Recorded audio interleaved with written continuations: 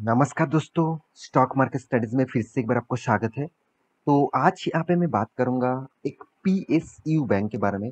देखिए, पीएसयू नाम सुनते ही आपके मन में सबसे पहले यही चीज़ आ जाता है कि गवर्नमेंट कंपनी है, गवर्नमेंट बैंक है, तो इसमें खासियत नहीं होगा। देखिए, ऐसे भी कुछ पीएसयू बैंक है जो पोटेंशियल रखते हैं फ्यूचर के आपको अच्छा खासा रिटर्न देने के लिए, अच्छा खासा ग्रोथ देने के लिए। तो मैं जितने सारे पीएसयू बैंक हैं तो उसके बारे में थोड़ा-सा बात यहाँ पे नहीं करने वाला। यहाँ पे मैं बात करूँगा उनमें से एक ऐसे कंपनी के ऊपर जिसका चर्चे हमेशा आपको देखने को मिलता ही है, साथ ही साथ जिसका चर्चा हमेशा होना ही चाहिए। क्योंकि जिस कंपनी में दम ज़रूर है और इस कंपनी का दम क्यों है, मैं उसके बारे में भी बताऊँगा। तो वीडियो को पूरा देखिए और अभी तक अपने चैनल को सब्सक्राइब नहीं किया तो देश की इस बात के जाकर नीचे सब्सक्राइब भी कर लीजिए, टेलीग्राम को भी ज्वाइन कर लीजिए और अभी तक अपने डीमेट अकाउंट नहीं किया, ओपन नहीं किया तो उसका भी लिंक नीचे मिल जाएगा और आप हमारा ग्रुप से डीमेट अकाउंट ओपन करेंगे तो आपको एक्स्ट्रा बेनिफिट मिलेगा। तो आप कमेंट करिए ओपन करने के बाद तो आपको जरूर फायदा मिलेगा। तो चलो देख लेते हैं आज के इस स्टॉक के बारे में। तो देखिए, सबसे पहले मैं जितने सारे पीएसयू बैंक है, मैं यहाँ पे आपको पीएसयू निफ्टी पीएसयू बैंक के ऊपर लेके आया हूँ। तो जितने सारे पीएसयू बैंक है तो आप देखेंगे तो पीएनबी है, इंडियन ओवरसीज बैंक है, यूनियन बैंक है, पंजाब नेशनल बैंक है। तो जो बहुत सारे पीएसबी बैंक है, साथ ही साथ बैंक ऑफ बड़ौदा है। तो बहुत सारे सेंट्रल बैंक है, साथ ही साथ एसबीआई है और महाराष्ट्र बैंक है, बैंक ऑफ बड़ौदा है, इंडियन बैंक है, कनाडा बैंक है, यूको बैंक है। तो इतने सारे पीएसयू बैंक है। तो आप अगर मुझे डायरेक्ट मतलब पूछेंगे कि सर इस कंपनी के ऊपर इस कंपनी से कौन सा कंपनी बेस्ट है, इस सारे कंपनी से कौन सा कंपनी बेस्ट है, तो मैं एक कंपनी का ही नाम लूंगा। वो है स्टेट बैंक ऑफ इंडिया। क्यों आप कहेंगे सर क्यों इस बैंक को चूज किया? क्योंकि इसका मार्केट कैप ज्यादा है इसलिए? बिल्कुल भी नहीं। क्योंकि इस बैंक का कुछ खासियत है, मैं खासियत आज दिखाऊंगा, तो इसीलिए मैं आप इस बैंक को ऊपर चूज किया हूँ। देखिए, सबसे पहले आप जितने सारे बैंक्स देखेंगे तो आप सबसे पहले एसबीआई का डेटा देखेंगे।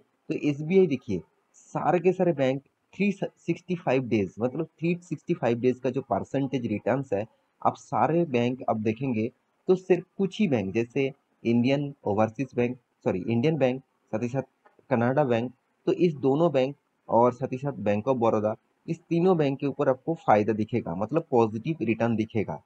और उसके बाद आप सिर्फ देखेंगे तो स्टेट बैंक ऑफ इंडिया, ये जो बैंक है, इसके ऊपर भी आपको पॉजिटिव रिटर्न दिखेगा।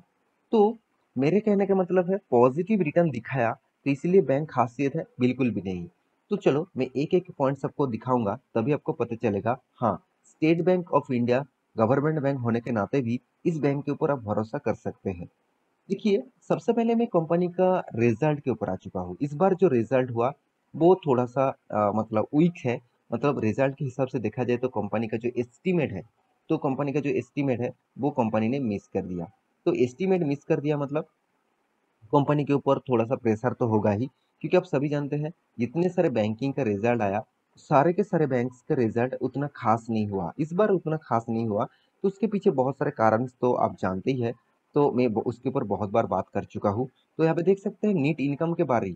तो इस बार कंपनी ने जो इनकम किया करीबन करीबन 74,988 करोड़। आप बोल सकते हैं करीबन करीबन 75 करोड़। तो सॉरी 75,000 करोड़। पिछले बार कितना था? 82,600 करोड़ था। पिछले साल में कितना था? 77,300 करोड़ था। इसका मतलब पिछले सालों की तुलना से भी कंपनी की इनकम कम हुआ और पिछले क्वार्टर के तुलना से भी कंपनी का इनकम कम हुआ। तो यही एक पहले से ही एक वीक पॉइंट यहाँ पे देखने को मिला। अभी देखना है कंपनी का एक्सपेंस कितना है। देखिए, एक्सपेंस भी बहुत इंपॉर्टेंट होते हैं कोई भी कंपनी के लिए। तो एक्सपेंस के बारे में बात करूँ तो टोटल यहाँ पे देख सकते हैं कंपनी का जो एक्सपेंस है। तो आप देखेंगे तो टोटल एक्सपेंडिचर देखा जाए तो कंपनी 62,000 करोड़ का एक्सपेंस किया। जो पिछले बार देखा जाए तो इनकम के हिसाब से कम एक्सपेंस था, 62,800। पिछले सालों में था 58,300 करोड़ का। ओवरऑल कंपनी का एक्सपेंस जो है यहाँ पे ज़्यादा से ज़्यादा पिछले क्वार्टर की तुलना से ज़्यादा एक्सपेंस दिख रहा है। तो अभी कंपनी का प्रॉफिट रेशियो इसके बारी, क्योंकि कंपनी के टैक्सेस भी पे करना पड़ा, तो उससे पहले कंपनी का प्रोविजन देखना है। क्या प्रोविजन कंपनी ने कंट्रोल करके रखा है? बिल्कुल, यही बात मुझे इस कंपनी का बहुत खासियत लगता है। वो हमेशा कोशिश करता है उसका जो प्रोविजनिंग है वो कम करने के लिए। देखिए, प्रोविजन एक ऐसा फैक्टर होते हैं जो बैंकिंग इंडस्ट्रीज में जिसके पास जितना कम प्रोविजन होगा उतना ही उसका फायदा होगा। तो इसका प्रोविजन देखिए 4,300 करोड़ का, जो पिछले बार कितना था 7,200 करोड़ का, पिछले सालों में तो चार तीन गुना ज़्यादा था, 10,000 करोड़ का। तो यहाँ पे एक अंदाजा चेंज हो गया, यहाँ पे एक नज़रिया चेंज हो गया। तो फिर भी कंपनी का जो इनकम है वो तो कम होगा ही, तो क्योंकि कंपनी का जो एक्सपेंस है वो ज़्यादा हो गया, कंपनी का इनकम कम हो गया। नेट प्रॉफिट के बारे में बात करूँ तो ओवरऑल 6,000 करोड़ का प्रॉफिट हुआ, जो पिछले बार 9,000 करोड़ था, पिछले सालों में 6,500 करोड़ था। तो आसपास ही है पिछले सालों के हिसाब से, और पिछले क्वार्टर के हिसाब से कंपनी का इनकम करीबन करीबन 3,100 करोड़ के आसपास कम हो गया। तो यहाँ पे और एक चीज मैं आपको जरूर दिखाने वाला हूँ, वो है कंपनी का परसेंटेज वाइज नेट एनपीए। तो नेट एनपीए कंपनी ने कितना कंट्रोल किया। देखिए, आप अगर कोई भी गवर्नमेंट कंपनी बैंक को देखेंगे तो सबसे ज्यादा गवर्नमेंट बैंक मतलब पीएसयू जितने सारे बैंक्स आप देखेंगे, तो उनमें से सारे के सारे बैंक्स में आपको एनपीए जो है, मतलब नॉन परफॉर्मिंग एसेट जो है, जो सबसे कम होना चाहिए, वो आपको सबसे ज़्यादा दिखेगा। सिर्फ स्टेट बैंक ऑफ इंडिया मतलब एसबीआई के ऊपर ही आपको एनपीए कंट्रोल में दिखेगा। इसीलिए मैं इस बैंक के ऊपर बहुत पॉजिटिव हूँ, क्योंकि इस बैंक कोशिश करता है हमेशा अच्छी तरीके से काम करने के लिए, गवर्नमेंट होने मतलब गवर्नमेंट बैंक होने के नाते भी। तो अब देखेंगे तो कंपनी 1% का इस बार एनपीए है, जो पिछले बार 1.02 था, पिछले सालों में तो और भी ज़्यादा था 1.77%। तो यहाँ पे एक थोड़ा सा अंदाजा चेंज हो गया। मेरे हिसाब से यहाँ पे एनपीए जो है वो कंपनी ने कंट्रोल में लेके रखा है। तो यही खासियत है इस स्टेट बैंक ऑफ इंडिया के। तो मैं जरूर कहूँगा कंपनी का इस बार प्रॉफिट अर्निंग कम हुआ, इसमें आपको कोई भी चिंता करने का जरूरत नहीं, क्योंकि कंपनी का सिर्फ एक क्वार्टर में प्रॉफिट कम हो गया ऐसे मतलब कि कंपनी बर्बाद हो गया, ऐसे बिल्कुल नहीं। आपको 4 क्वार्टर का प्रॉफिट रेशियोज देखने के बाद साल भर का रिजल्ट होता है, एक साल का रिजल्ट होता है, तो उसका रिपोर्ट आप देखेंगे तो यहाँ पे आपको कुछ नज़रिया इस तरीके से दिखेगा। हर साल में कंपनी ने प्रॉफिट को मेंटेन किया और ग्रोथ भी किया। सिर्फ 2018 में कंपनी लॉसेस में चला गया था, उसके बाद कंटिन्यूसली कंपनी प्रॉफिट को मेंटेन कर रहा है। तो ये एक खासियत है कोई भी कंपनी के लिए। तो मैं जरूर कहूँगा इस कंपनी के ऊपर फोकस रखना चाहिए, क्योंकि कंपनी ने आपको रिटर्न भी पॉजिटिव दिया।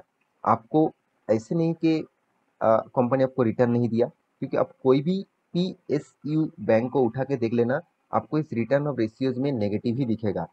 शायद आपको एक साल में प्रॉफिट दिखेगा, 5 साल 10 साल में देखेंगे तो नेगेटिव दिखेगा। फिर भी इस कंपनी ने अच्छा खासा मेंटेन करके रखा। और आप सभी जानते हैं गवर्नमेंट के कोई भी पॉलिसीज हो, गवर्नमेंट में कोई भी सेक्टर में लोन देना है, कोई भी सेक्टर को पैसे बांटना है, और कोई भी सैलरीज है, कोई भी एफडी है, तो ज़्यादा से ज़्यादा एसबीआई को ही फायदा मिलता है। तो स्टेट बैंक ऑफ इंडिया एक ऐसे बैंक है और ट्रस्टेड बैंक है। आप किसी भी लोगों को चूज कर लेना, आप गांव गांव तक छोटा सिटीज में जाएंगे तो लोग ज़्यादा से ज़्यादा ट्रस्ट एसबीआई को करते हैं। मतलब जिसके पास जितना पैसा उतना ही वो फ्यूचर में काम भी अच्छा खासा कर सकते हैं। तो मेरे हिसाब से स्टेट बैंक के ऊपर आपको फोकस होना चाहिए, क्योंकि इस बैंक का खासियत आपको ऑब्वियसली दिखेगा। कंपनी कंटिन्यूसली ग्रोइंग मोड में है। हाँ, यहाँ पे कंपनी स्प्लिट एंड बोनस लेके आए थे और उसके बाद प्राइस एडजस्टमेंट हुआ। तो मेरे हिसाब से इस बैंक के ऊपर आपको फोकस होना चाहिए। तो मेरे इस वीडियो आपको कैसे लगा जरूर कमेंट करना, और इसी तरीके से वीडियो पाने के लिए चैनल को सब्सक्राइब भी करना। मिलते नेक्स्ट टॉक लेके, तब तक के लिए अच्छे से रहिए, अपने ख्याल रखिए, बाय बाय।